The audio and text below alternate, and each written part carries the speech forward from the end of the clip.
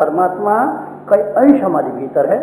ये जिन आवरणों से ढका हुआ है इसको हम साफ कर दें तो फिर हमारा काम पूरा हो जाता है। फिर हमारे भीतर सिद्धियाँ भीतर से निकलती है, चमत्कार भीतर से निकलते हैं। मैंने आपको एक दिन बताया था गुरु भीतर से निकलता है।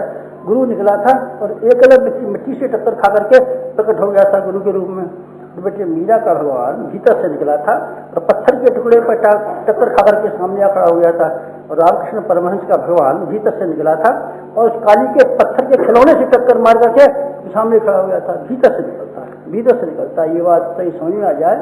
बातें जो अध्यात्म बात की बात है शुरू समझ में नहीं आता हो, ईसा बाहर से मिलता है तो बेटे तू जाने तेरा काम जाने, फिर मेरा तो से खाए मत। बाहर से मिलता है तो बाहर से ले आना। मुझसे पूछेगा तो मैं एक ही बात कहूँगा, तो शांति आएगी तो भीतर से आएगी विवेक के द्वारा। आदमी के समाधान होंगे तो भीतर से होंगे।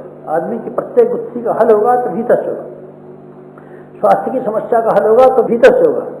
ये सब दवाई से अच्छा होगा नहीं, दवाई से अच्छा नहीं होगा। जब कभी भी हल होगा भीतर से तो भीतर से होगा।